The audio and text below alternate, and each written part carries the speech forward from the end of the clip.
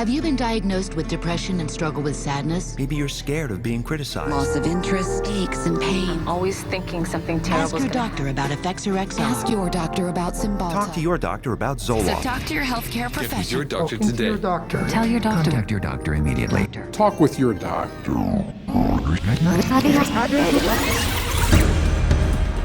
Over 40 years ago, leading psychiatrists met in Puerto Rico to map out their vision of the future. We see a developing potential for nearly a total control of human emotional status, mental functioning, and will to act. Their plan? To create by the year 2000 a range of psychiatric drugs regulating every aspect of human behavior.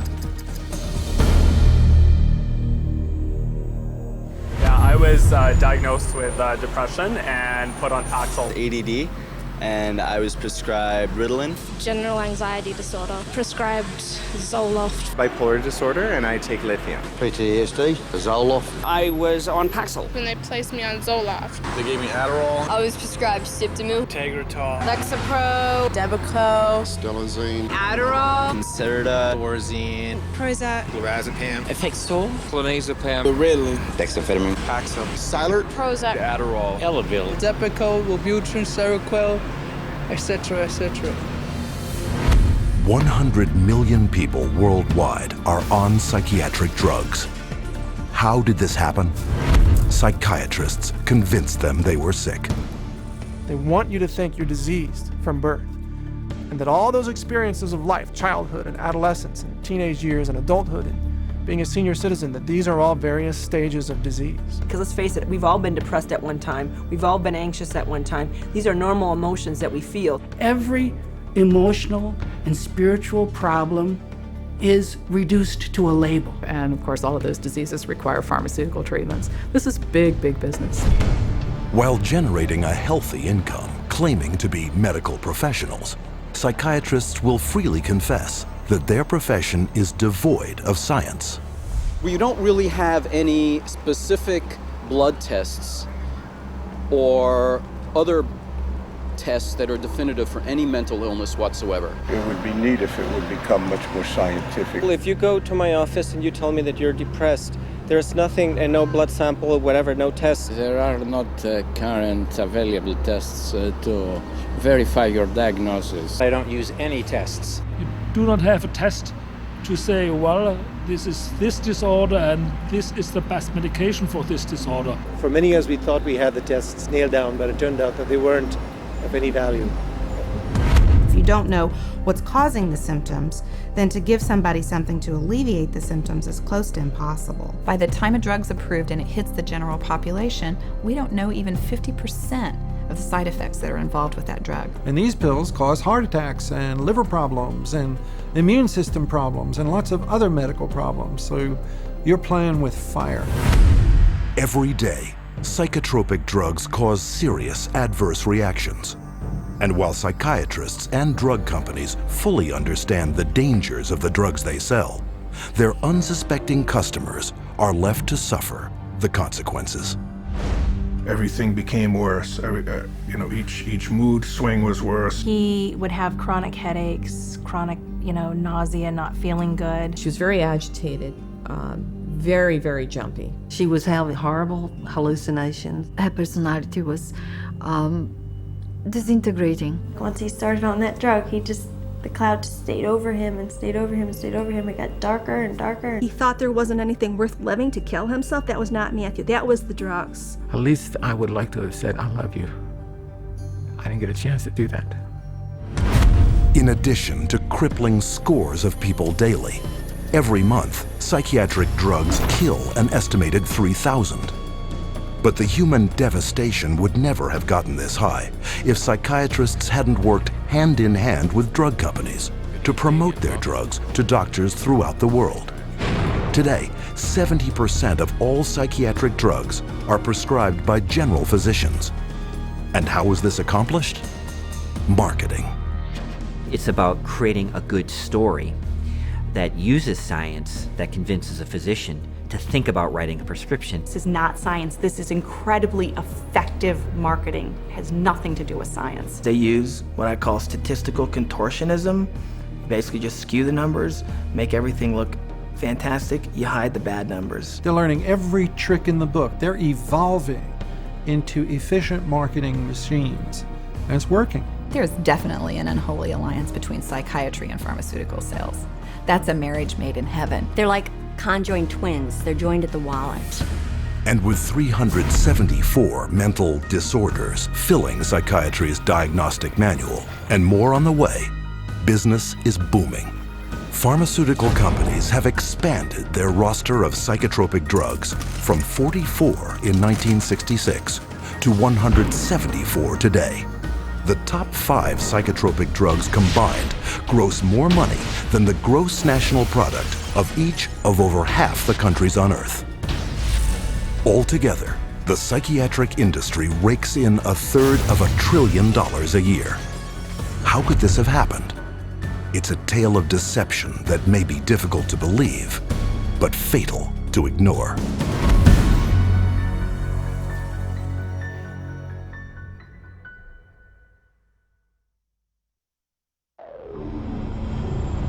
We took him to a psychiatrist, and within a matter of minutes, yeah, she's ADHD, and here's your drug. Went on to Medicaid, and 5 minutes later, he was on Zyprexa. He saw the psychiatrist and prescribed the medicine for 20 minutes.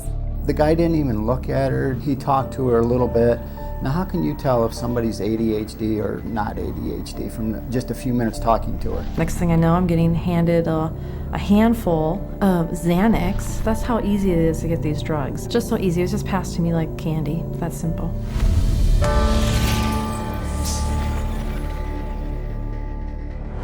If a person were to walk in off the street, sit down with a psychiatrist, the chances of him being prescribed a drug before he were to leave the office, I would have to put it at 100%. Psychiatrists prescribe drugs.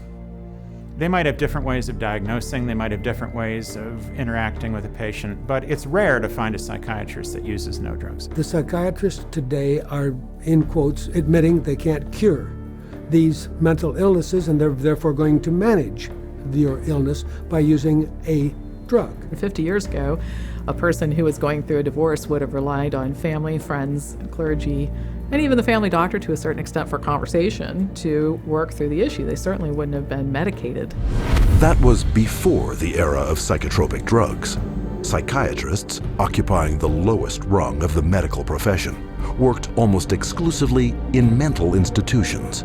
With no cures, there was little chance they would ever be respected by the public and their peers as real doctors. Psychiatrists had for years been on the fringe of medicine. Typically, the standard doctor internist would have very low regard for psychiatrists because it was understood not to be a very clear science or art. Psychiatrists wanted to be viewed as physicians, as doctors, and in order to be viewed as physicians and doctors, the people they dealt with had to be viewed as patients. And if doctors dealt with diseases, then their patients had to be diseased. Psychiatrists had a wonderful opportunity, they felt, to become respected in the eyes of their peers. They raced to create a whole diagnostic book called the DSM, the Diagnostic and Statistical Manual, which was created by consensus. A group of psychologists and psychiatrists get together, and if they have made common observations, they have a vote and they now classify a new disease. And they give it a number and it graduates into the DSM classification. And it's a dangerous book. It's a book that has many disorders that could apply to any one of us because the disorders are not real medical diseases. And it's things that apply to nearly all of us at times. Are you afraid of meeting new people? Are you afraid to speak in front of a large crowd of people? Does it make you nervous to go and to talk to your boss about a complaint? You can invent a mental disorder based on a checklist of symptoms, and that is exactly how the Diagnostic and Statistical Manual, the billing Bible for psychiatry, works. Since the DSM's first edition in 1952, the number of diagnoses has steadily grown. from a slender 130-page booklet listing 106 so-called mental disorders, the DSM has bloated to a voluminous 886 pages. It is only through the use of this book that psychiatrists can diagnose, drug, and bill for services. In fact, the psychiatric industry currently uses the DSM to collect over $72 billion in private and government insurance money. The DSM is used to diagnose and then give a label, and the label is used for billing purposes. That's how they get paid. You have to have a term in the Diagnostic and Statistical Manual in order to then call it a disease and treat it as a disease and write a prescription for it. And so because they can vote it in, they can create, and then the drug industry can just take over and market their drugs for those new disorders. And those drugs were welcomed by psychiatry leaders because it made us real doctors. Of course, first the public had to believe that there was something wrong with them, and that that thing wrong was biochemical, and that that could then be treated by a drug which was supposed to cure all. And so it was relatively easy, I think, to say, well, look, let's start looking at mental illness as fundamentally a matter of chemical imbalance in the brain. Chemical imbalance is a term that's used as a marketing ploy, as opposed to anything that there's scientific evidence to support. Nobody has yet measured, demonstrated, or created a test to show that somebody has a chemical imbalance in their brain. Period. How do you market a drug that restores the chemical balance or corrects a chemical imbalance? How can you do that in good conscience if you don't even know what one is? The whole myth of the chemical imbalance was created to sell drugs. And while psychiatrists and drug companies have used this myth to make billions moving vast quantities of psychotropic drugs into the bodies of unsuspecting consumers, the public has paid the ultimate price. An estimated half of all Americans who commit suicide are on psychotropic drugs. Annually, psychotropic drugs are estimated to kill more than 2.5 times more people than are killed by homicide. And who is entrusted with protecting the public against these dangerous psychotropic drugs?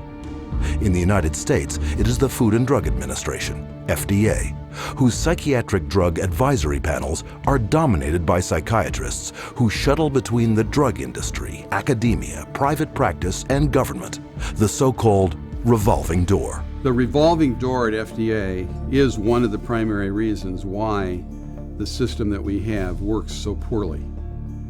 That revolving door is a direct result of the fact that a group of people with the same mindset are put into positions of being regulators and in the position of being formulators and sellers and marketers. The panels that are formed by the FDA to evaluate these drugs, the psychiatrists who are on those panels, almost all of them have conflicts of interest where they have directly or indirectly received funding from the very industry and the very parties within the industry whose drugs they are evaluating. So there's this tight little relationship between psychiatry, pharmaceutical industry, and FDA where they each mutually support each other, and yet the mental health of the population does not improve. Take, for example, the FDA drug evaluation panel that approved the antidepressant Paxil. Every psychiatrist on that panel has financial ties to the pharmaceutical industry. And these conflicts of interest have been rampant enough to prompt congressional investigation. When I check these advisory committees who make recommendations to the FDA, and they're always approved after the advisory committee, I found that there were conflicts of interest. I found that many of the people on the advisory committees had never filed a proper report on stocks and bonds that they owned that might be viewed as a conflict of interest, and they're by law supposed to do that. And this network of financial conflict of interest between psychiatry, the drug industry, and the FDA became even more entrenched in 1992, after passage of the Prescription Drug User Fee Act, also known as PDUFA. Through this bill, the FDA would be paid a fee of $100,000 per drug to ensure that psychotropic medications would be rushed through the approval process and into the hands of prescribers faster than ever. Congress told the FDA, your job is no longer to make sure drugs are squeaky clean safe before they get out on the market. Your job now is to hurry up and get new drugs on the market faster. It acted to set the priorities of the FDA so that if there was a fee paid for a particular drug approval, it could be put on the fast track and rushed to market with less than the usual scrutiny that the FDA would give it. And this fast track has traded safety for sales. Since the passage of PDUFA, time spent on drug evaluation plunged from almost 2 years in 1992 to only 6 months 4 years later. Meanwhile, the number of new drugs released to the public doubled. Though fast-tracking is disastrous for public safety, it reaps huge profits for psychiatry and the drug industry. Because the sooner a drug is approved, the sooner it makes money. And the money is big. Every day, the average psychotropic drug grosses over $7.7 million. One drug, Zyprexa, rakes in almost $12 million daily. And even though FDA now charges over $1 million per new drug application, the pharmaceutical fast track shows no signs of slowing. If you look at the relationship between the FDA, the pharmaceutical industry, and the psychiatrists, there's some kind of game that they're playing there. And what is the game? Well, you could say it's money, definitely money. And when you follow the money, you realize that there is no money in health. There's big money in disease. That's why all you hear about is managing disease or treating disease. You don't really talk about curing disease. And so psychiatrists have become mainstream doctors in America, and that is because of the pharmaceutical industry. They can thank the pharmaceutical industry because they become mainstream and because they have a lot more money than they used to. And the drug industry can thank them because now they have thousands of soldiers in their army distributing these drugs to everybody. From the smallest infant to the oldest senior citizen, no one is immune from any of the hundreds of fictitious disorders invented by psychiatrists that fuel a multi-billion-dollar psychotropic drug industry. And every day, psychiatrists are casting their nets ever wider. And all it takes? Another psychiatric label.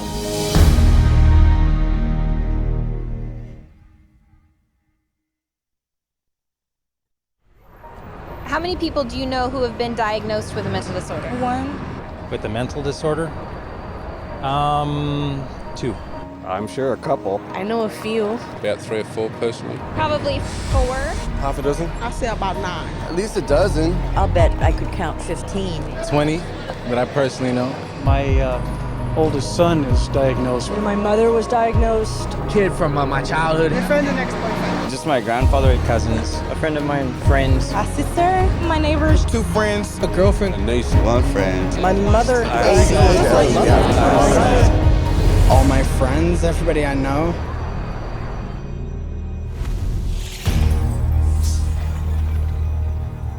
An apparent flood of mental illness is all around us. Where is this coming from? Psychiatrists, whose diagnostic and statistical manual can label anyone walking the earth today as mentally ill.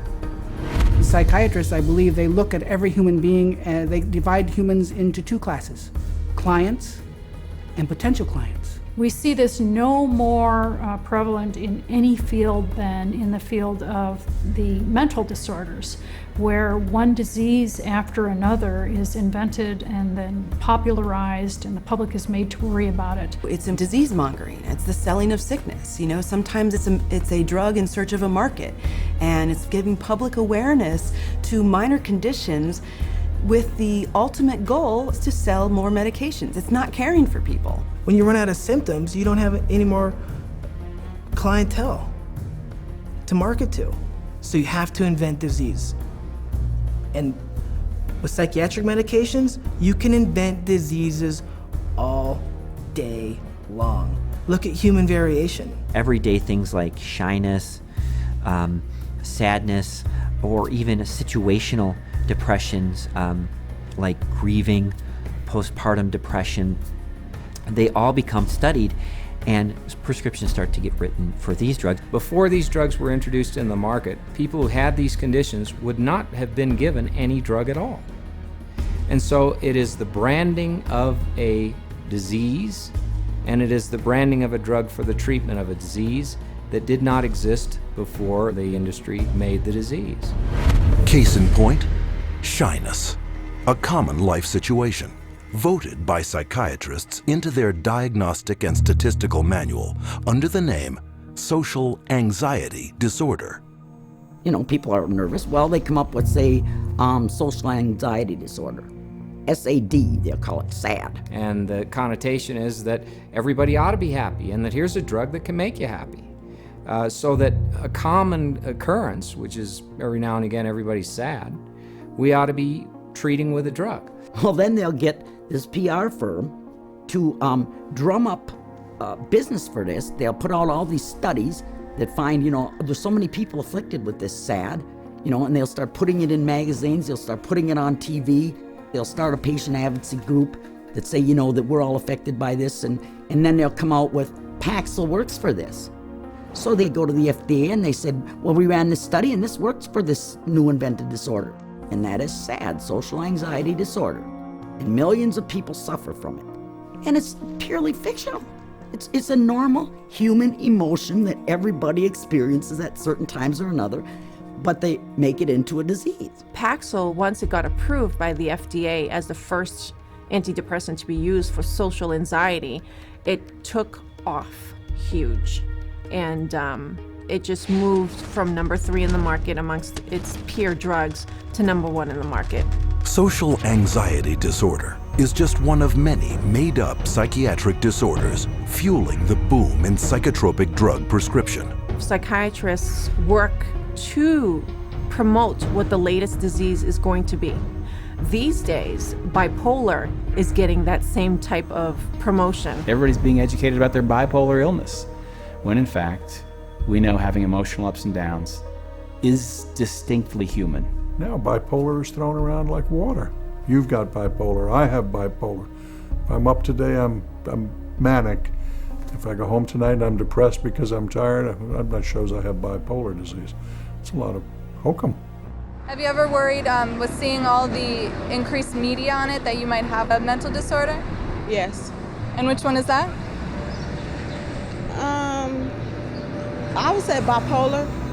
You know, they talk about bipolar a lot. Bipolar, I've known a lot of bipolar. 2 friends from both of them were like diagnosed with bipolar.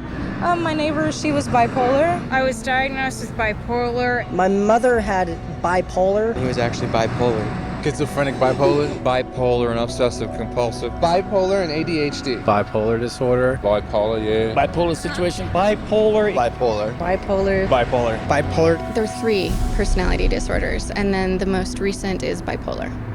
And that's just been in the past year. Spearheading the popularizing of bipolar disorder, especially in children, is psychiatrist Dr. Joseph Biederman, a paid speaker, advisor, and researcher for 25 different drug companies. In 1996, the drug companies funneled all this money to this Dr. Biederman. He's well known. He's the one that came up and said that there's bipolar disorder in little kids. This was unheard of. There was no bipolar disorder in any kids. He came up with the study and published the articles out all over the world, and other doctors followed his lead, that bipolar is in little kids. Due to the constant promotion by Dr. Biederman and his colleagues, there has been a 4,000% increase of the diagnosis of bipolar in children since 1994, while the number of antipsychotics prescribed to them has leaped 5-fold to an estimated 2.5 million prescriptions. In 2008, Dr. Biederman was exposed by a Senate investigation for failing to report $1.6 million in personal income from pharmaceutical companies. But the damage had been done. Because of the bipolar fad created by Dr. Biederman, antipsychotics, some of the most powerful psychotropic drugs being prescribed, are psychiatry's drug of choice. The top 3 best-selling antipsychotics together gross $25,000 every minute. And no matter how big the psychotropic drug industry gets, psychiatrists are hard at work providing the diagnoses to make it even bigger. Let's say this is the pie right here of a certain class of medications, and this is a pretty profitable pie and everybody wants a piece of that pie. But what would happen if we made that pie even bigger? And how you make the pie even bigger is by expanding the uses for those drugs. They've already got a drug that's approved on the shelf. They can just pull it off the shelf, rename it, repackage it, and say, look, we've got a new drug for a new illness. When Prozac's patent ran out, that Eli Lilly had to look for a new source of profits. So all they did was change the name of the drug from Prozac to Serafem, changed the color of the pill from green to pink, and marketed it for PMDD, which is newly introduced into this book. What it tells us is that if you can come up with a label, a diagnostic label for a drug, then you can sell it like hotcakes. It's a business model, and it's a billion-dollar business model, and it works, and it's going to keep continuing. Today, anyone may unknowingly be taking a psychiatric drug, renamed, repackaged, and prescribed for non-psychiatric purposes. Zyban, prescribed as a cure for smoking, is actually the antidepressant Wellbutrin. Cymbalta, a psychiatric drug for depression and anxiety, is now being marketed as Yentriv for urinary incontinence.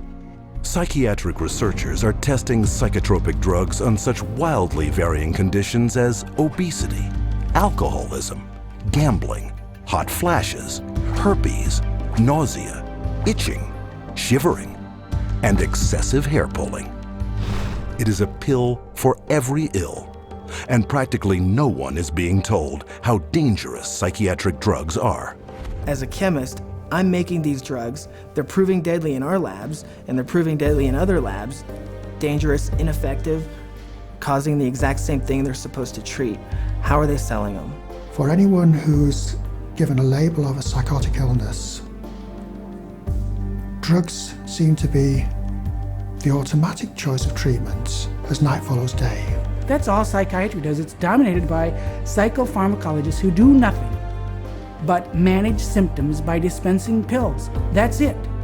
And they don't work. But the fact that they don't work works to the advantage of the drug companies and the psychiatrists, which means that you're not cured, which means that you're a patient for life, you're a customer, you're a client for life.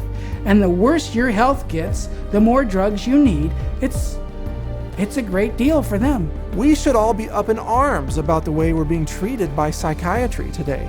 This is a very dangerous industry that has gone so far overboard in inventing fictitious diseases and drugging our children and our population that I consider it to be engaged in crimes against humanity.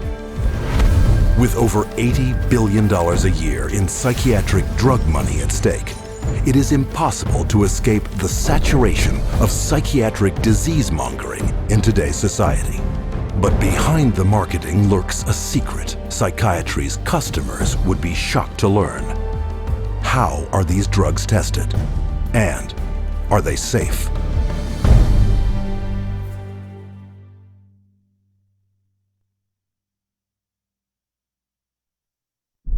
No one knows precisely how these psychiatric medications act. We don't know if I give you a medication if it is going to work or not. There's not a great deal of scientific support for using them. I try to pick a drug whose side effects might be useful. You have to choose what is the best option. We don't have sure methods. There are no rules. Everything it's an art, really. Often it's trial and error. It's kind of a trial and error. It's trial and error. Some degree of trial and error, I guess. A blind man's bluff or something like that. You never know if it's the right drug. It's a much more complex subject. There's always going to be huge surprises, and that's what makes it so difficult. The best psychiatrists in the world will mess up all the time.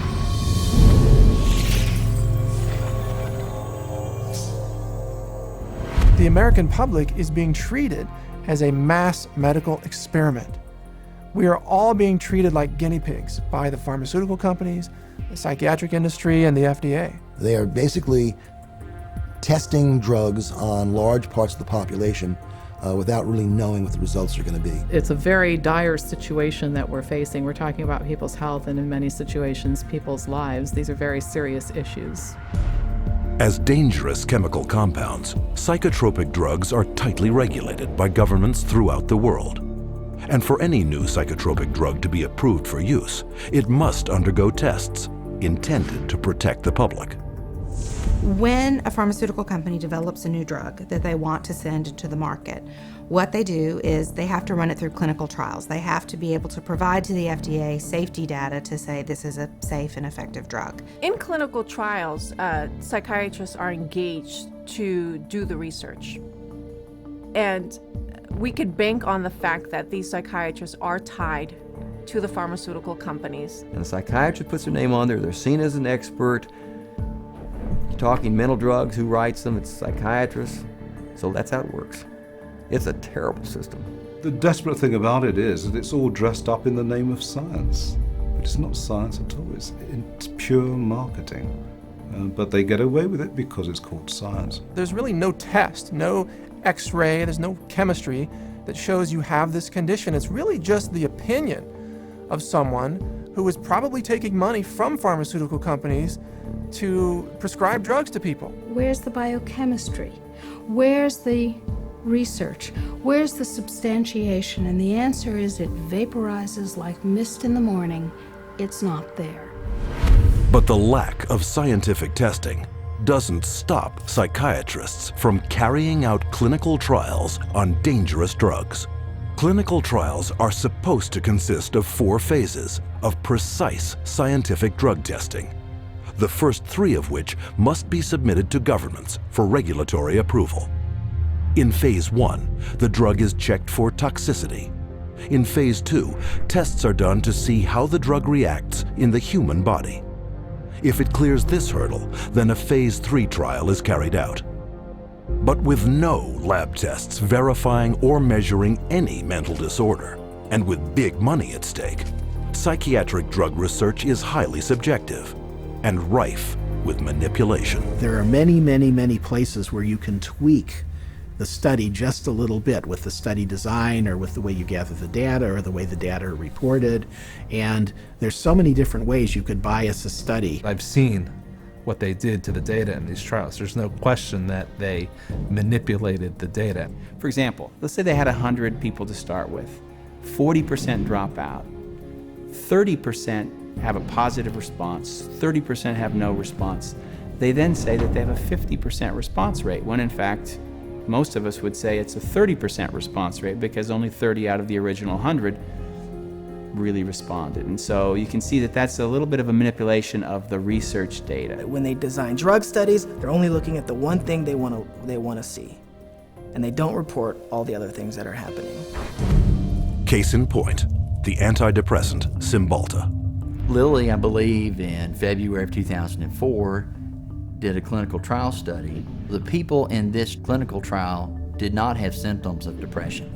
And in that clinical trial, there were 11 attempted suicides and 4 suicides completed. One of which was Tracy Johnson, 19-year-old college girl. She did not have any symptoms of depression, and yet this drug pushed her to commit suicide by hanging herself. That shoots the theory down that they say that, people get suicidal because of the, underlying illness that people kill themselves, that these weren't suicidal people to begin with. These weren't depressed at all. These were healthy people. A slew of media coverage followed, but psychiatrists on the FDA Drug Evaluation Panel chose to ignore the death and went on to approve Cymbalta the following August. One of the reasons why we have underestimated the potential of some psychiatric antidepressant drugs to actually trigger a suicidal kind of behavior in people is because the people who designed the research study didn't include in the research questionnaire this suicidal behavior. And then you can report that we had 0 incidents of this type of behavior among our subjects. And then the response is trumpeted as if there's something magical about it, when in fact what's happened is a whole statistical tap dance routine that violates good science. However, on the basis of that kind of phony trial, the drug can be marketed. Keep in mind that when a drug is tested in the clinical trials, it's only a very short period of time. The final phase of testing can be anywhere from 5 to 6 weeks. The longest of those studies was 8 weeks. The shortest was 4 weeks. So these are not long-term studies. I think most physicians and most people taking the drugs assume they're long-term, 1 year, 2 years, 3 year studies. They're not. They're very, very short studies. I find it pretty outrageous that we can base a multi-billion-dollar industry on a few 6 or 8 week clinical trials where antidepressant medications beat a sugar pill by a few percentage points. It is on the basis of biased research such as this that psychotropics with potentially fatal side effects are routinely approved by FDA panels for a lifetime of use. And how can this happen? Because drugs are big money, and FDA panels are dominated by those who benefit by approving them. The FDA panels that evaluate these drugs are largely psychiatrists. All of a sudden you discover there are 20 different pharmaceutical companies paying them, either grants or honorary or some other way. They're getting paid by the pharmaceutical industry. If you have a psychiatrist who works at the FDA, he could also be being paid by industry. He might sit on industry panels or discussions or get paid to be a speaker. What I found in working with the physicians at the FDA was that they could have dual positions. They could sit on an industry board. They could be influenced by industry. If you've got 10 FDA scientists or 10 committee members, it's just a matter of 6 saying yes, the drug is safe, 4 saying no. And in almost every single case, those 6 saying that the drug is safe and effective always have pharmaceutical ties. They're getting paid, they're getting funded somehow or another. Have you been diagnosed with depression and struggle with sadness, trouble sleeping, anxiety, or low energy? Ask your doctor about Effexor XR. With Phase 3 approval a foregone conclusion, the marketing blitz begins. But while psychiatrists have already begun promoting and prescribing these drugs throughout the world, there's one more phase yet to be carried out. Phase 4. What phase 4 clinical trials are is when they've actually gotten the drug approved and then they get it into the general population, so that we finally find out what it does when it hits ethnic populations, women, children. Then we see who dies, who has seizures, who has deformed children, who has epilepsy, who has diseases downstream, whose heart stops. The public is the clinical trial. That's where we find out the problems with these drugs. This is an experimental stage, and it's so much so that one consumer protection group has advised patients that they refuse a prescription for any drug that hasn't already been on the market for 7 years. So if you're taking a drug that's only been out for a year or 2 or 3, you are a guinea pig. And the experimentation doesn't end here. Additional psychiatric drug trials take advantage of the invented disorders in psychiatry's Diagnostic and Statistical Manual to rake in even more profits by targeting the most innocent of all. If they test their drugs on children, then they get a 6-month extension on their exclusivity period or patent period. This psychiatric drug research center in Texas uses advertisements to lure in child volunteers. And once inside, they're further enticed with the simplest of tricks. This is where they're going to be playing. We have Game Boys, we have Xbox, we have 5 TVs. They come in here and they help themselves to crackers, cookies, free candy, free crackers. Everything is paid for. You don't pay for anything. But these perks are just bait to coax children into ingesting powerful psychiatric drugs known to cause suicide and violence in their own age group. These are drugs that would cost maybe several $100s a month in a pharmacy. They actually are getting them free in research. We love children, and we just love children because they're our future. By conducting those tests on children, they get a financial incentive that's worth over $1 billion. Those are the facts. You make of them what you will. With this kind of money at stake, psychotropic drug experimentation on children is rampant, with 323 studies either completed or in the works, including a 2003 trial that tested children on an antidepressant treating premenstrual dysphoric disorder. Those drugs, which are barely more effective than placebos, often have huge side effects, which are dangerous and even deadly to people. Families don't know the risk. If they actually were aware of the risk and believed it, no one would take that risk. The psychiatrist would never, she didn't say one word to me about what was going to be the effects of the drugs. No side effects listed, no, well, let's sit down, we have to talk about this. At that point in time, he said, well, this doesn't have that type of reaction on any children, you know, that it's very safe. If he had told me then what I know now about it, I never would have taken it. She said, oh, Beth must have been on Paxil. That's the only way she would kill herself. And I said, well, what is this? How do people know this? I didn't know anybody would know something like that. And we went on the internet, and all of a sudden you find out this it's not uncommon. But it's not uncommon for people to become psychotic on these drugs. We're entitled to know the truth before we give a mind-altering drug to our children, our wife, our mother, our father, ourselves. We don't really know what they're doing. That's what scares me. It's all made up theory. There are no facts about what these drugs really do. And if someone said, well, we don't know what this is going to do to you, good or bad, would you take that medication? Now that is not the practice of medicine. That's the practice of marketing. And this practice of marketing is taking lives. And the poor patient doesn't even know it. But in the testing and marketing of psychotropic drugs, money trumps safety. The top 10 most prescribed psychotropic drugs gross over $26.5 billion annually, more than double the amount of new money put into circulation every year by the United States Mint. But to make this kind of money, psychiatrists first have to convince the most crucial market segment of all, those with the power of prescription.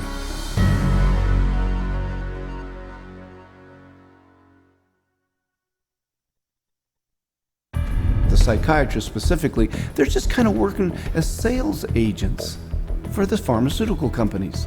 There's nothing like another doctor touting the benefits of your drug to drive market share. They're an extended part of the marketing arm of these companies. Medications play a primary role. We give drugs. Medication is a must. There's a lot of new medications. There are medications available for treating GAD. Medications to use for PTSD. Antipsychotic medications. Atypical antipsychotics. Benzodiazepines. Stimulants. Antidepressant medications. MAOIs. Amphetamines. Anticonvulsant medications. Once the medications have been balanced out, then we move on to a combination of 3 medicines. There's no absolute limit that is set for the number of medications. There are so many choices. Apparently, we're willing to try almost anything.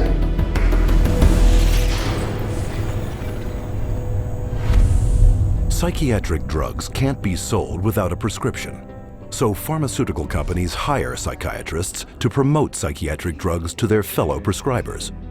The money trail starts at the world's most prestigious medical schools, in the offices of highly influential university-based or academic psychiatrists. With their seal of approval, pharmaceutical companies make billions on psychotropic drugs. There are a lot of academic psychiatrists especially who have ties to 10 or 15 or 20 different pharmaceutical companies, and so they're making a very large amount of money. Whether they're professors or whether they work at big, medical institutions, those drug companies will make sure that they've got them on the payroll somehow. They'll have this person feed this information to their other peers, but it's all being motivated through monies being funded by pharmaceutical companies. About 40% of the early stage marketing dollars for pharmaceutical companies go straight to these thought leaders, psychiatrists. These financial arrangements with so-called key opinion leaders are very lucrative. A top academic psychiatrist can personally rake in over $500,000 per year from pharmaceutical companies. These people are still considered the stars of their medical centers because they bring in all this great money from the pharmaceutical companies, and that helps keep the coffers of the medical center full. Universities receive a lot of money from the pharmaceutical industry. Drug companies are building buildings right next to the medical school. They're funding research right and left. The University of Michigan Depression Center received, I think it was $750,000 from Eli Lilly, and all they do down there is crank out this biological view of psychiatry and mental illness and depression. With academic psychiatrists collecting millions in drug money for their universities, it is no surprise that school curricula focus on psychotropic drugs. Training programs in psychiatry, the majority of them now are drugs first. You know, you're really a psychopharmacologist in a way when you come out of a psych residency training program. Even when I went to medical school, psychiatrists did talk to patients. Now all they do is write a prescription and send them away. A psychiatrist is trained for one purpose, to administer psychiatric drugs. Academic psychiatrists don't just indoctrinate future prescribers, they also heavily promote these drugs to their peers. First, by creating clinical trial studies, passed off as unbiased research that push both an invented psychiatric disorder and the drug to manage it. These studies are planted in professional journals to be read by their colleagues and quoted in the media. But what readers don't know is that an estimated 50% of the time, these psychiatrists never took part in the studies. One of the most unethical practices we're aware of is ghostwriting of journal articles, where somebody at the pharmaceutical company will write the paper and the academic physician will put his name on it and get it published in a major journal when he maybe changed 3 or 4 words in the whole article, and the article was basically written as a marketing tool by the drug company, and yet this academic puts his name on it as if he's the author. He has had no part in the study, and also he probably hasn't even read the study results, but he is prepared to receive $10,000, $20,000 to put his name at the front of the research, which gives it added authority. Ghostwriting is so common that even the psychiatrist running the FDA department evaluating psychiatric drug safety has attached his name to ghostwritten articles. The average physician picks that up and reads it. He believes it. And it's not a mystery that he would believe it. It seems reasonable that it's in black and white, it's in a good journal, it's in the New England Journal of Medicine, it must be true. These journals are often sent free to psychiatrists and doctors under the guise of legitimate medical research. And why are they free? Because pharmaceutical drug ads reap huge revenues for their publishers. So if you go through a medical journal, you'll see page after page of advertising for bipolar disorder and treatment of using medications, or advertisings for depression and the treatment of using medications, schizophrenia.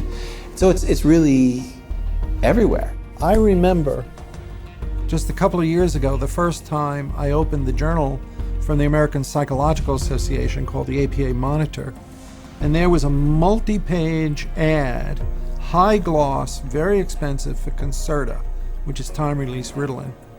I resigned from the American Psychological Association. I wasn't going to be part of this whatsoever. It's very hard when your major source of income is advertising and advertising placement to write an article that's negative about a particular drug and expect that company to continue to buy ads in your medical journal. So that's a major issue. But psychiatric key opinion leaders aren't satisfied with filling medical journals with ghostwritten articles. They also spread the gospel of psychotropic drugs at conferences in continuing medical education, or CME. Physicians and nurse practitioners and physician's assistants are mandated to take a certain amount of continuing education credits every year. Well, 70% of all continuing medical education is now funded by the pharmaceutical industry. That seminar is going to be taught by a professional who is employed by the pharmaceutical company. The very nature of where someone is giving you your support means you are biased to that person's side. Many physicians and many psychiatrists who attend medical conferences don't know that when they go to that conference meeting that's about antidepressants, antipsychotics, and it's generally an academic psychiatrist who's speaking, they don't realize that person's probably making about $10,000 for that 1 hour speech. But you don't have to be an academic psychiatrist to get a piece of the pie. Psychiatrists who heavily prescribe psychotropic drugs are generously rewarded by pharmaceutical sales representatives for drumming up local business. Psychiatrists, especially high prescribers, are targeted and gifted extensively by the industry. Now that gifting is where you need to get specific. That was not unusual during our marketing conversations to say, well, what's our top drug writer? You know, who's the doctor that's prescribing the most of this drug? Well, you know, let's send them to the Kentucky Derby. We offered trips on some occasions to come out and hear a 2-hour talk, but it happened to be on a nice island in Hawaii. There were a lot of things that we did day in and day out to try to get the doctors to write our drugs, or in my case, to write for the psychiatric drugs. We did a lot of lunches and dinners, and we brought in speakers, and those speakers were obviously paid by us, and we would wave, renowned studies at them from renowned journals. But of course, we would never say that these studies were paid for by our company, and that it was written by a ghostwriter who was paid by our company, or that our company tends to do a ton of advertising within that particular medical journal. We would never say that. With over 300 million psychiatric drug prescriptions written every year, high prescribing psychiatrists are richly rewarded for opening up new markets. They receive up to 25% more pharmaceutical money than any other medical specialty, an average in one state of more than $45,000 per top psychiatrist per year. Psychiatrists get more kickback from the pharmaceutical companies than any other branch of medicine. The profession of psychiatry couldn't keep its journals afloat, couldn't keep its conferences afloat, couldn't keep its organizations afloat without money from drug companies. The drug companies really have psychiatry in their pocket. This is a profession whose diagnoses have been heavily influenced by people who are heavily influenced by the pharmaceutical industry, and whose treatments are almost exclusively these days pharmaceuticals. We should be able to count on them. I do not believe that we can. Due to the ceaseless promotion by psychiatrists, psychotropic drug prescription has permeated not just psychiatry, but the entire medical profession. But this promotional campaign has a second prong that lines the pockets of psychiatrists more than any other. And this one directly targets you.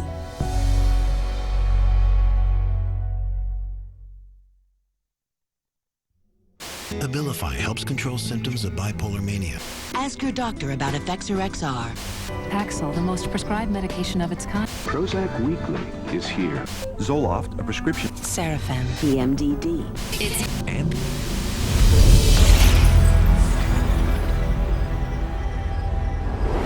psychiatrists and drug companies don't hype psychiatric drugs only to fellow prescribers.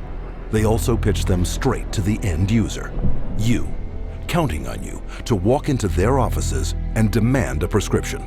The direct-to-consumer advertising is instilling the notion in every human being that something is mentally wrong, something needs correction. That drives people to see a psychiatrist to help to mitigate this by dispensing the medication, by dispensing a drug that they have had pushed on them on countless television ads, countless magazine ads, and countless print ads that say, hey, there's something wrong with you, go get help for it. Nowhere is this explosion of direct-to-consumer advertising more obvious than on television. It wasn't always this way. Until recently, advertising psychiatric drugs on TV was severely restricted. But in 1997, the FDA was persuaded to relax their rules on advertising in the media, in direct violation of Article 10 of an international treaty signed at the United Nations. Every 5 minutes there's a new drug ad. And this is not by accident, this is cold, canny, scientific design. Ads are fundamentally of two types. One type of ad is a effort to try to get the patient to take the drug company's drug. Abilify helps control symptoms of bipolar mania and reduce... But then the second kind of direct-to-consumer advertising is the you're sick and you didn't know it advertising. You could be suffering from generalized anxiety disorder. Because they want to create sales, so what they're going to do is tell people, do you have these symptoms? Do you have this disease? Do you have this particular condition? But they hit it so hard on television that people say, ask your doctor, ask your doctor. Every commercial is a referral to the doctor. See, they're working for each other. Ask your doctor about Cymbalta. Depression hurts. Cymbalta can help. I can go to my doctor and say, here are my symptoms, and walk out with the prescription I want. I can ask for a drug by name, and most of the time I'll be given the drug. So basically I'm my own doctor. The industry defends what it's doing by saying this is some kind of public health education campaign. And I'm sorry, I think if you go to an advertising agency, you're advertising. From the start, advertising psychiatric drugs on television has been phenomenally successful. In just the first 3 years, sales of psychiatric drugs skyrocketed by 250%. With grosses now hitting record levels, the drug industry is spending $2.9 billion a year in TV advertising alone. And once this drives people into the offices of psychiatrists, they can be hooked using another marketing ploy: free samples. The industry is willing to give out millions of dollars worth of free samples because it generates billions of dollars in sales. You want a prescription and you want Prozac written forever as a maintenance therapy. So you establish that with some free Prozac up front. Here, take this sample, it doesn't cost you anything, and then if you like it or if it seems to work, then we'll make a prescription, but you're going to have to pay for that prescription. The sample is free. So it's really a marketing technique. They got a cash cow. Zero refill means you've got to go back to the doctor for another consultation, for another subscription, and it just goes forever. This is business. This is money. Some direct-to-consumer marketing is camouflaged as public information. Psychiatrists regularly appear in the media, warning the public of the latest mental illness epidemics and hawking their latest breakthroughs. They write articles planted in newspapers and magazines that further their mental health awareness campaigns. Even patient advocacy groups claiming to offer unbiased information on psychiatric drugs are, upon closer inspection, pharmaceutically funded front groups managed by psychiatrists. They were started specifically by the industry themselves, and the public isn't informed of that. You know, it's basically a great big lie to the public that they think they're going to a charitable organization that has their best interest at heart. Case in point, children and adults with attention deficit disorder, or CHAD, the biggest and most well-funded front group for the makers of stimulant drugs. Stephen Plog is a former CHAD executive. When I became the CHAD coordinator for Las Vegas, they gave me a manual, and in it it said, we want to provide unbiased information to help and support people who have ADD. For the next 30 days, we put 22 parents and their kids on a program with lab tests to find out what their causes were, eliminated their causes, they got prescription-free, medication-free, side-effect-free, and they got better with their self-esteem, and they became actually happier, healthier, and more successful. Chad found out about this, called me up and says, we do not allow people to talk about nutrition in any of our seminars. We only prescribe going to a psychiatrist who will only prescribe drugs and therapy. So they said you can no longer work with us, and they fired me for simply recommending that parents go get a lab test, find out what the causes are, and eliminate the causes. They do not allow that. They only allow medication and psychiatric treatment. Psychiatric patient advocacy groups also promote psychotropic drug treatment by broadly issuing public marketing surveys disguised as medical questionnaires. You can take a survey of maybe 16 questions. And if you are a normal human being who's lived through ranges of emotions of normal life experience, if you've known the exhilaration of the birth of a child, a niece, a nephew, and the devastation of a divorce and the loss of dreams, and answer honestly to those questions, you will diagnose yourself as bipolar. And the instructions that come back along with the diagnosis or the warning that you're probably bipolar say, print this out and take it to your doctor. And how simple is it for anyone to go online, answer typical life questions, and be given a psychiatric disorder? Here are some randomly chosen volunteers, people of all ages leading normal lives. Do you feel sad, blue, unhappy, or down in the dumps? Sometimes. I've had periods of great optimism and other periods of equally great pessimism. Yeah, that happens a little bit. I get tired for no reason. Sometimes. My life is pretty full. Nah, not really. For no apparent reason, I sometimes have been very angry or hostile. It's hard for me to concentrate on reading. I am restless and can't keep still. My heart beats faster than usual. I have trouble sleeping, shortness of breath. Gained weight. Trembling hands. I have an idea that most of these are going to be sometimes. Everyone has. As in everybody? Somewhat. Somewhat true. Just a little. Oh yeah, I am. Alright, my score totaled 42. Bipolar disorder, moderate to severe symptoms.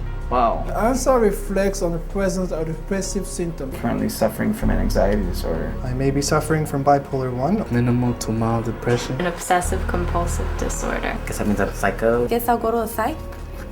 Try to see if I could work it out, get some meds or something.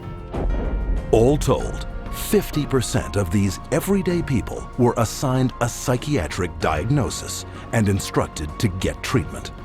By this measure, half of the U.S. population, some 150 million Americans, could be classified as mentally ill. Now you have a direct line of consumers just walking in with a little pre-survey that says that they potentially can have bipolar, ADHD, stress, anxiety, any of those categories, and they just need to take this assessment tool and say, okay, that basically that is what you have, and here's your drug.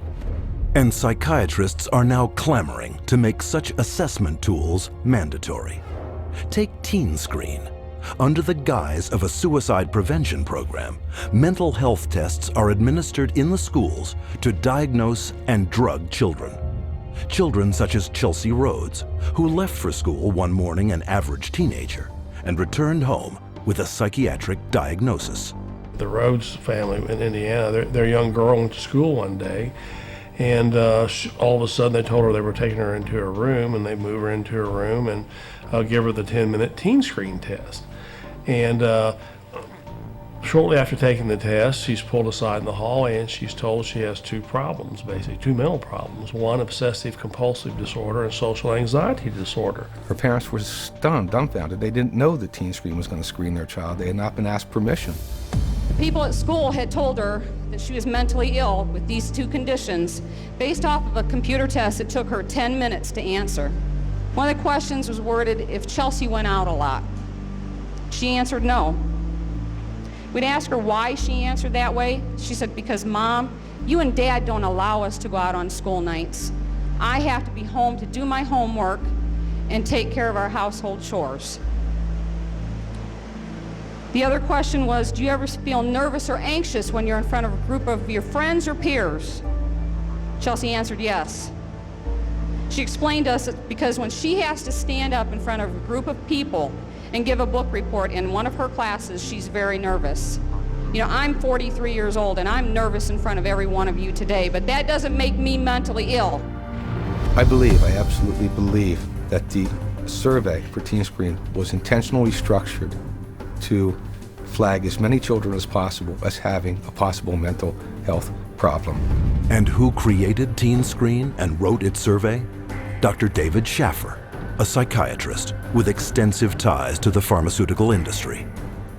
Schaffer's questionnaire is anything but scientific. In a study he himself conducted, Schaffer admitted that 84% of all students were falsely flagged as suicidal. But what was not admitted is how traumatic the consequences can be. Alea Gleason was only 11 years old when she took a screening test at her middle school in Texas. It was 7th grade, and they had all the girls go into the cafeteria because they said that a lot of girls have depression, so they was working on some depression screen. Next thing I know, there's those middle schools tell my husband and I that CPS is there at the school taking Alea because she's suicidal. I'm like, suicide? I'm not trying to kill myself. I love myself.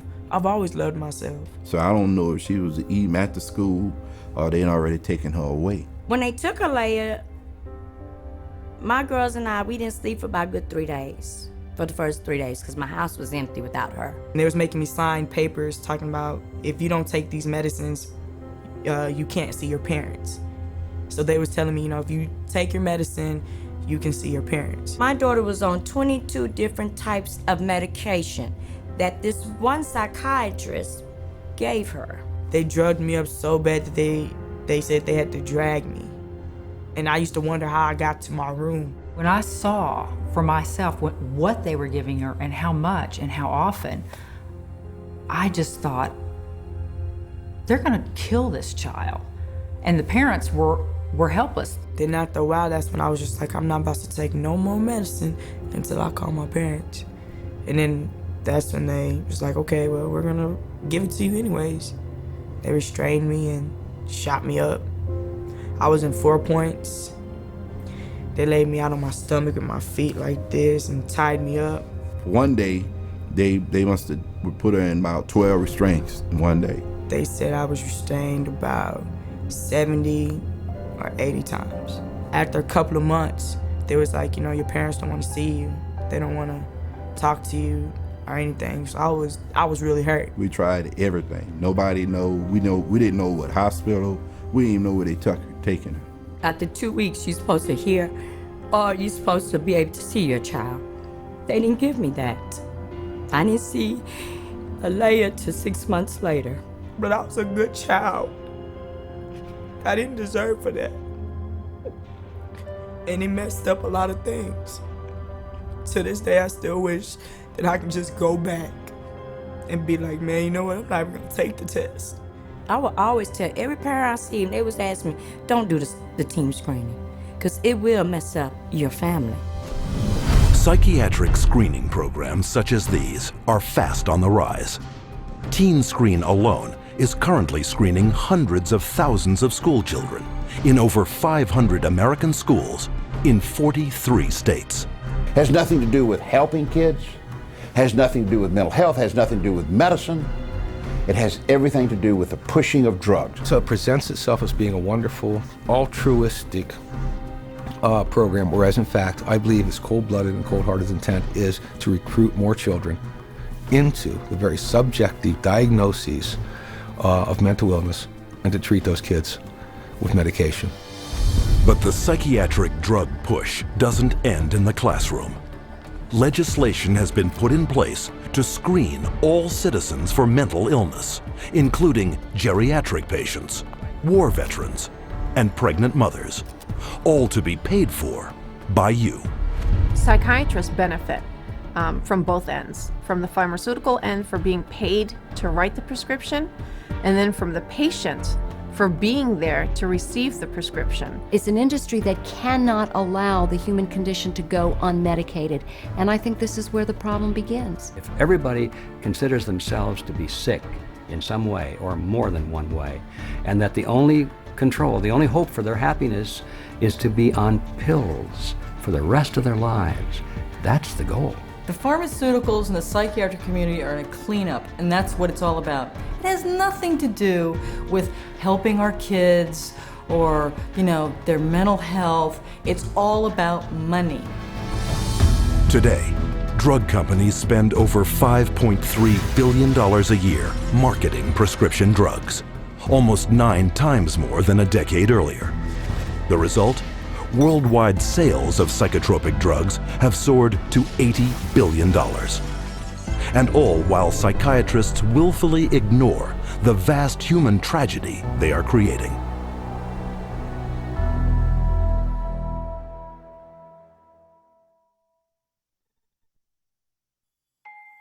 I'm 10 years old, and I'm going to read, I think, the side effects of a drug called Daytriana. The drug Adderall. Luvox. Cymbalta. Gyudon. Lexapro. Namenda. I have a question. Where do I find the side effects? How do I read it if it's so small? Just a bunch of letters squished together. I can't read this. This is the side effects of the drug. Side effects. Stroke. What the heck? Speech disorder. Eye disorders, vision blurred. Dry mouth. Nervous. Tremor. Dizziness. Delirium and coma. Tardive dyskinesia. They experience worsening of their depression. Aggressive reaction. Paranoid reaction. Psychosis. Serious cardiovascular events. Other serious heart problems. Heart failure. What? Suicide. suicidal thoughts, suicidal thinking and behavior, Increases the risk of suicide. an increased risk of death, sudden death. These guys must be kidding. Wow. This is gross. Seeing this on a warning label, does anybody have any clue what they're putting their kids into? This isn't good.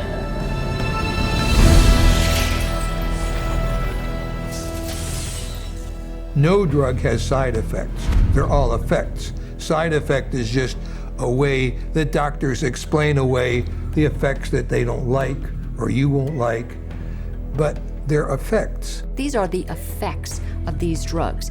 They're not just what might happen to you, they're what happen more often than not. We name them side effects because they're an unintended consequence. The antidepressant drugs not only don't make you happy, they have all kinds of negative effects on the system as a whole. These drugs are absorbed and distributed throughout your entire body, so they have side effects through all of your tissues and organs, including your liver and your kidneys and your nervous system. They destroy the brain, the neural net. They literally kill brain cells and cause all kinds of brain disorders. That's why we have they're not side effects, they're direct effects. But while psychiatrists continually downplay the multitude of severe health risks to the public, candidly, they had no problem admitting them to our cameras. I think I tell them the main side effects. I don't tell them every side effect because there's so many possible side effects. I would say the majority of patients experience some side effects. People get side effects to every medication you try. They all have side effects. All kinds of side effects, lots of side effects. Physical feelings of sickness. Headaches, insomnia. They can't sleep, they can't eat. Drowsiness. Sedation is very frequent. Restlessness, appetite stimulation, neurologic side effects, tremor or muscle spasms, stiffness, weight gain, obesity, weight gain and stuff like that. Decreased performance of sexual functioning. Sexual side effects can happen. Sexual dysfunction, etc. I've never had anybody die or anything, but I've had people faint and stuff, and it's really sort of unpredictable. You name it, and it can be a side effect. And why can't psychiatrists predict what adverse reactions you will get? Because not one of them knows how their drugs work. At least with street drugs, people know that they're dangerous, that they should be off of them. With pharmaceuticals, people are told they're safe to take every day. But far from being safe, psychotropic drugs are increasingly being exposed as chemical toxins with the power to kill. Some of the side effects that have become of concern lately are suicide, increased risk of suicide, increased risk of homicide. These aren't people that were horribly depressed when they were given a drug. These are people who are given a drug for social anxiety or difficulty sleeping or mild depression and then become suicidal. And so when they become suicidal and they kill themselves, what the doctor does is go back and say, oh, well, it's because they were depressed. The label itself, the disorder, is what is blamed for the side effects, when in reality, it's the drug that is causing the side effect. It is the drug that is the problem. Drugs such as the antidepressant prescribed to Woody Witzak, who took it not for any mental complaint, but to help him sleep.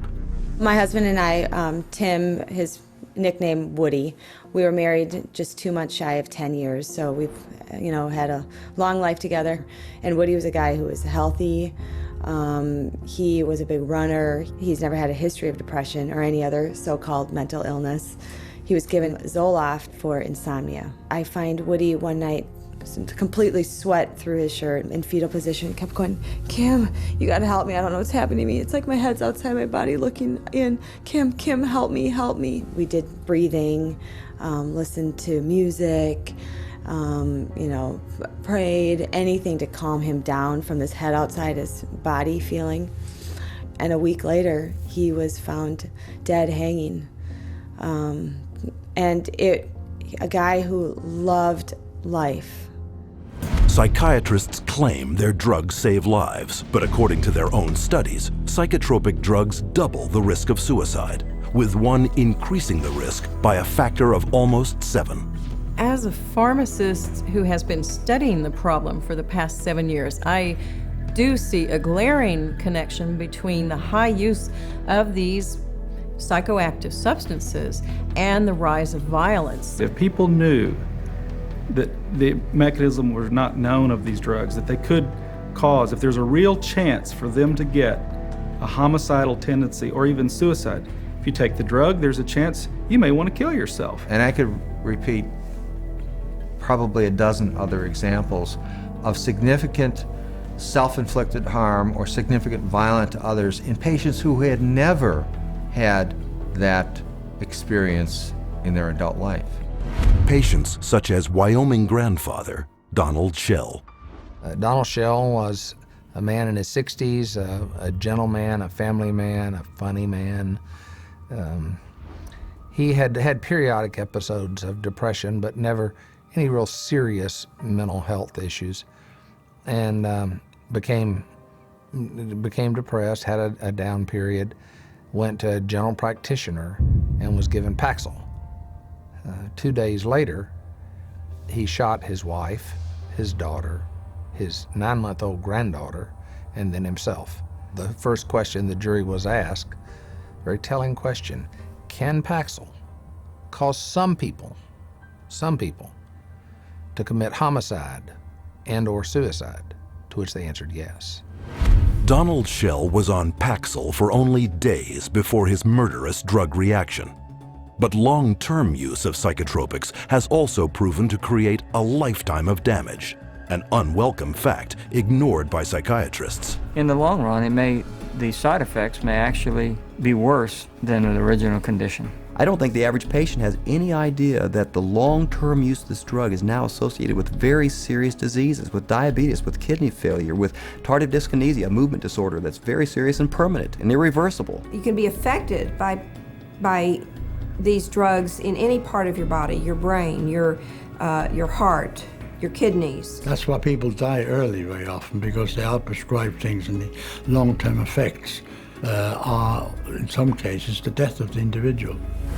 And more damage is created by polypharmacy, where psychiatrists make a fat living prescribing multiple psychiatric drugs, one to offset the effects of another. If you have drugs that create side effects, that gives you a ready market for more drugs to cure the side effects. It seems to me that it's a self-propagating system. And what ends up happening is that each one of those new drugs that's added into the scenario brings on another symptom for which there's another drug, for which there's another symptom, for which there's another drug. And it just snowballs into a vicious circle of one drug causing the need for another drug. Sometimes people come and they're on such a cocktail of so many different drugs for so many different things. It's rare now that I see a senior citizen that is on less than 5 or 6 drugs at one time. Some 12, 15. One will lead to the next, and they're all toxic. This is how the game is played. And as psychiatrists spread their lucrative game of psychotropic drugging further and further into society, children have become the latest and most tragic of casualties. Rebecca Riley, 2.5 years old, they diagnosed her with bipolar disorder and ADHD. They had her on an antipsychotic, they had her on a heart drug, they say, for ADHD, and they had her on an anti-seizure. And then one other one for side effects. 4 drugs at 2.5 years old. She can't even zip up her own pants. She's like a little rag doll. The school nurse, 2 teachers, the principal, the social worker, all said they never seen any behavior in this little 4-year-old girl that would warrant these kind of medications. And all specifically called this doctor and said, please take her off these. She died at a little over 4 years old. This little girl that didn't have a chance, and the psychiatrist just let her. Instead of standing trial and facing prison time, Rebecca Riley's psychiatrist, Dr. Keiko Kifuji, hasn't even lost her license. One might well ask how psychiatrists get away with it. The answer lies in a legal concept known as standard of care.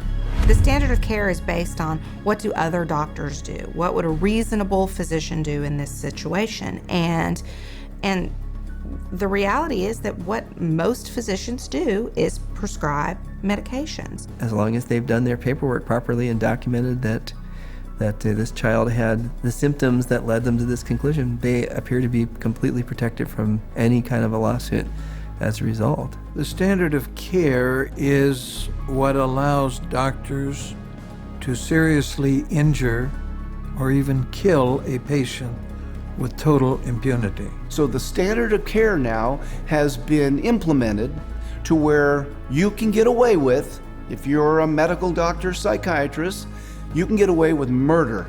And the death count keeps rising. Psychotropic drugs now kill an estimated 42,000 people every year. The cost to society is very real and very devastating. But the medicine they're practicing isn't real. It's a hoax. Profit always comes before patient safety, and they take a very short-sighted view. It's all about how can we make money today, not what price are we going to pay tomorrow. The trail of destruction that a psychiatrist leaves in his path is of no concern to that guy. It's all about money. And the money is big. Psychiatry is today over a $300 billion industry without a single cure. And as more and more breakthroughs are promised by psychiatrists, their running total of sick, injured, and dead victims continues to escalate. Unprotected, it is the public, you, who must fend for themselves.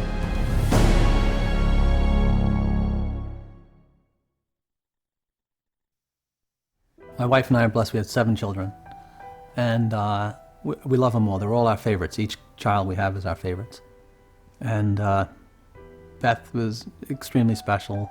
She was kind, generous. She had like a really sweet and caring personality. She had this beautiful smile, like an inviting. She could make friends with basically any stranger on the street and get a smile or a laugh out of them. Beth was having a hard time sleeping for maybe 4, 5, or 6 weeks. And so we said, Beth, you should go to the doctor and get something to help you sleep. He said, okay, well, I'll try to give you something to lessen your anxiety, and it should help you sleep. Within 5 minutes, a 5-minute visit, he prescribed her Paxil. When I first saw Beth right after she went on the Paxil, she was different. Like, I felt like she was drugged. And by the 2nd or 3rd day, she's like, I don't know, I just don't feel right. You know, I feel strange in my skin. But after about 3 or 4 days, I remember that Beth was, at times, very different, like sullen, keeping to herself. My mom and her were having dinner, and she said she didn't have any real emotion. Like, she kind of felt emotionally numb. She was like a different person. Like, she just seemed like she was under the influence of something. She didn't seem like herself. She seemed like she was tripping out.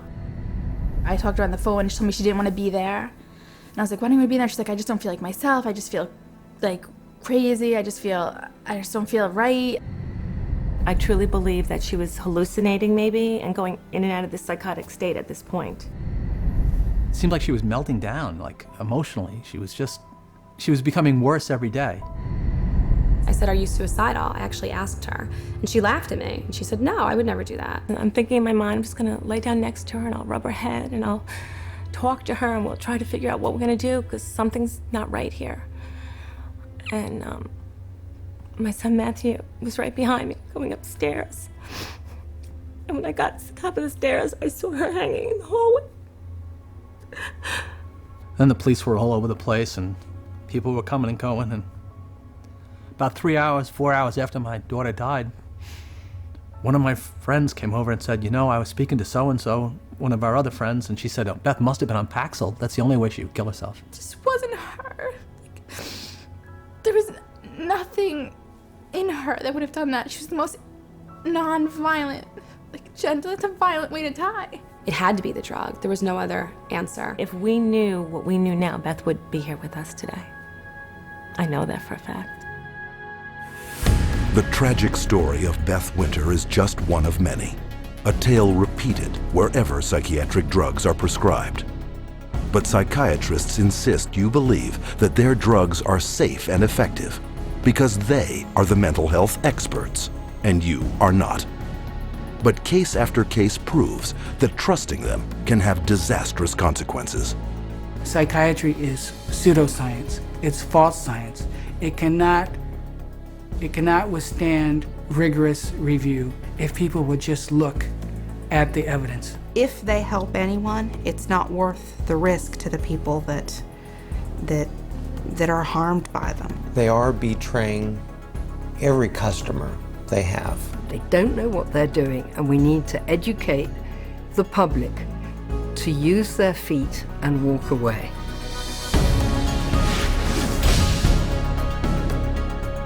And how can the public become more educated? By exercising a central medical right, little known to the patient, but very familiar to psychiatrists. We want to be able to present the patient with alternatives. And one of the central ideas in ethics is informed consent. The components of informed consent are letting the person know, first of all, what the diagnosis is and what it's based on, so that they can say, this is why we need to treat you. And secondly, what the treatment is. Every patient in the healthcare system has a right to informed consent. That is, they have a right to be told the risks and benefits of the treatment, the risks and benefits of alternative treatments, and the risks and benefits of no treatment at all. Patients should be totally informed, fully informed about every medication that the psychiatrist offers to them to take or says they should take. And studies confirm that very little full and accurate information about psychiatric drugs is getting through to the public. So what would full and accurate, informed consent on psychiatric drugs consist of? These medical doctors and experts have extensive experience in the subject. Their first point: psychiatric disorders are not actual diseases requiring medical treatment. It's true that there's no biological findings that really support any of these psychiatric diagnoses being medical illnesses. And the burden of proof really is the other way around. It's not that you have to prove that there is no biological science. The burden is on psychiatry to prove that there is. There's no blood test. There's no lab test. There's no x-ray. These are just clusters of behavior that a group of psychiatrists have voted that it's a disease. Can you imagine doctors having to have powwows to decide if a heart attack is a real disease or not?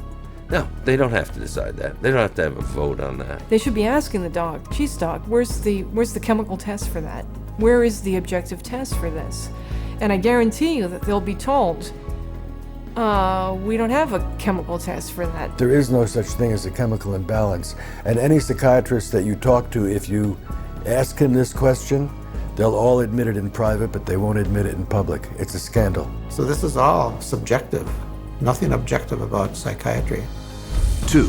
There is no scientific proof that psychotropic drugs resolve any mental problems. Since there is no measurement for these psychiatric diagnoses, because they're really just subjective, for the same reason there really can't be a measurement for the effects of the drug. In terms of medication, the evidence that's claimed is the medications are highly effective and not very toxic. But actually, in fact, the data in psychiatry are very clear that that's not true. What is true is that the medications are barely, if at all, more effective than placebo. You're selling drugs to people under false premises, under a disease that's been invented. So how do you measure efficacy among a disease that doesn't even exist? 3. Psychotropic drugs mask symptoms and come with severe short and long-term side effects. Whatever problem you're being treated for, whether it's depression, real or otherwise, or cardiovascular disease, medicating away the symptoms is not solving the problem. The patent medication gives the appearance of having helped because in the short term, it usually doesn't show the bad effects that are going to happen in the long term. So it's very deceptive. The longer the patient's on the medication, the worse the prognosis is. None of these medications hit precise targets. You begin accumulating all kinds of collateral damage. In other words, other organs in the body are actually harmed. So for the first time, we're seeing kids in grade school or middle school who have type 2 diabetes and who have the beginning stages of cardiovascular disease. So you see Parkinson's disease, you see tardive dyskinesias, you see other movement disorders. Is it true that we're now seeing a lot of deaths from psychiatric drugs? Absolutely yes. 4. Psychotropic drugs can cause dependency and addiction. One of the hallmarks of informed consent with psychiatric meds is you have to discuss the potential for addiction. The vast majority of psychiatric drugs create psychological and physical dependency. Most patients that I've seen that were on these drugs have difficulty getting off of them. It's rare for somebody to just be able to stop it without a problem. 5. Most mental problems are caused by an underlying physical illness.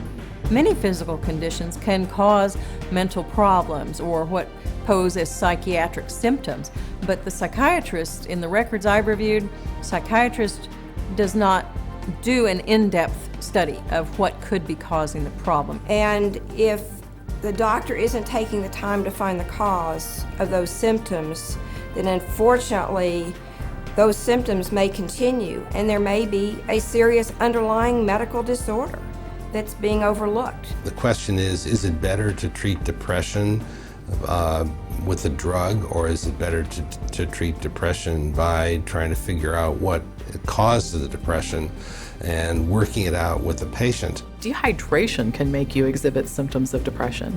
Sleeplessness can make you exhibit symptoms of depression. Eating a terrible diet, hypoglycemia, being sedentary, all of these things are biological reasons for having symptoms of depression. I have in my practice children who are misdiagnosed as having ADD, ADHD, who really have Lyme disease. 70% of all what are classified as mental illnesses actually have a physical cause, a physical problem causing that. 6. No matter how severe the emotional or psychological distress, there are many effective options that do not involve psychotropic drugs. Once you've proven that there is no problem in the body and that there is no malfunction in the brain, then you have to begin to address these other levels of the self. And I think that's what psychiatry has completely stopped doing. There are very few conditions that cannot be treated by other methods than the use of drugs. Any forces that impinge on medicine that make us think that the drug approach is the only approach is undermining good patient care. And because most non-drug options are rarely told to patients, true informed consent is almost never given.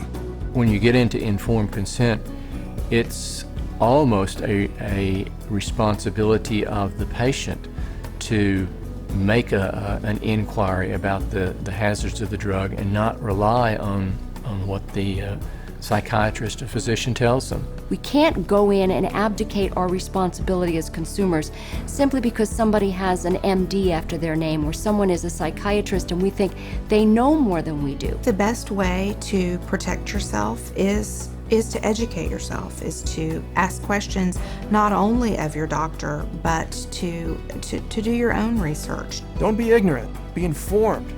Get information from as many places as you can. That's how you'll be an intelligent, skeptical consumer, and that's how you will protect the safety of yourself, your children, and your entire family from this industry of death known as modern psychiatry. And as modern psychiatry has permeated our world over the last 50 years, so too has psychotropic drugging. But there is a way to expose this medical abuse. By reporting all complaints and adverse psychiatric drug reactions to your National Drug Regulatory Agency.